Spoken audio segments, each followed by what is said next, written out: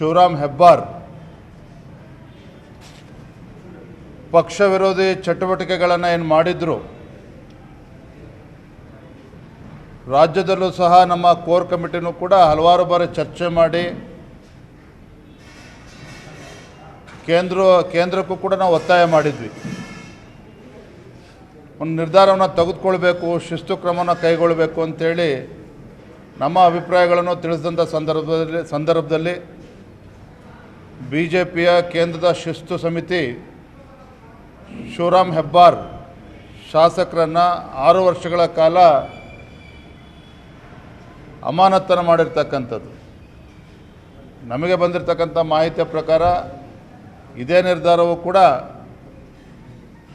ST Somashekar ಅವರ ವಿಚಾರದಲ್ಲೂ ಕೂಡ ಈಗಾಗಲೇ ತೀರ್ಮಾನವನ್ನು ತೆಗೆದುಕೊಂಡಿದ್ದಾರೆ. ಆ ಪತ್ರ ಇನ್ನೂ ಕೂಡ ಬಂದಿಲ್ಲ.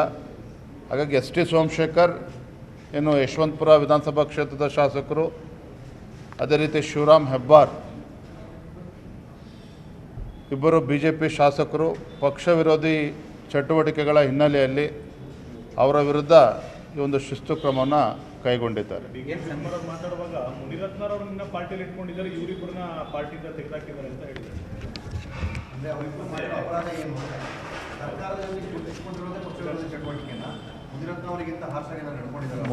ಇವತ್ತು ST ಸೋಮಶೇಖರ್ ಅವರು, ಶಿವರಾಮ್ ಹೆಬ್ಬಾರ್ ಅವರು ಏನು ಪಕ್ಷ ವಿರೋಧಿ ಚಟುವಟಿಕೆ ಮಾಡಿದ್ದಾರೆ ಅಂತೇಳಿ ಅವರಿಬ್ಬರಿಗೆ ಗೊತ್ತಿದೆ.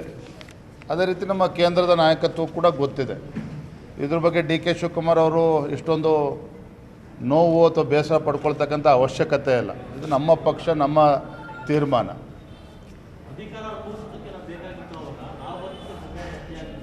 ಯಾರು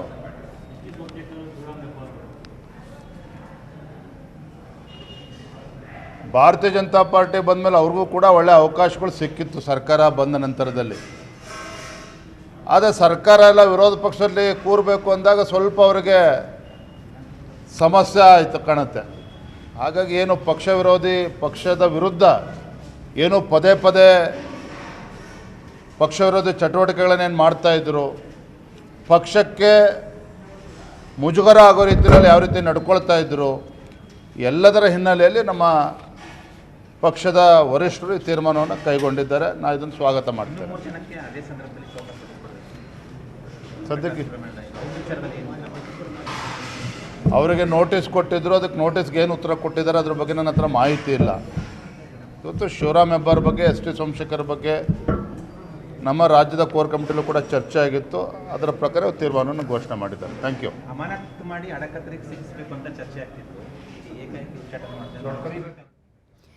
ಬಿಜೆಪಿ ರಾಜ್ಯಾಧ್ಯಕ್ಷರಾಗಿರುವಂತಹ BY ವಿಜಯೇಂದ್ರ ಅವರ ಮಾತು. ಈಗಾಗಲೇ ಕೇಂದ್ರದ ಶಿಸ್ತು ಸಮಿತಿ ಕ್ರಮವನ್ನು ಕೈಗೊಂಡಿದೆ. ಇಬ್ಬರು ಕೂಡ ಪಕ್ಷ ವಿರೋಧಿ ಚಟುವಟಿಕೆಗಳನ್ನು ಮಾಡ್ತಾ ಇದ್ರು. ಪ್ರತಿ ಬಾರಿ ಕೂಡ ಅವ್ರು ಏನೇನು ಮಾಡ್ತಾ ಇದ್ರು ಪಕ್ಷ ವಿರೋಧಿ ಚಟುವಟಿಕೆ, ಆ ಒಂದು ಹಿನ್ನೆಲೆಯಲ್ಲಿ ಇದರ ಬಗ್ಗೆ ನಾವು ಕೂಡ ಗಮನ ಸೆಳೆದ್ವಿ. ಈಗ ಈ ಹಿನ್ನೆಲೆಯಲ್ಲಿ ಕೇಂದ್ರದ ಶಿಸ್ತು ಸಮಿತಿ ಇದೀಗ ಈ ಕ್ರಮವನ್ನು ಕೈಗೊಂಡಿದೆ ಅನ್ನುವಂತಹ ವಿಚಾರವನ್ನು ಹೇಳಿದ್ದಾರೆ. ಇಬ್ಬರನ್ನ ಕೂಡ 6 ವರ್ಷಗಳ ಕಾಲ ಇದೀಗ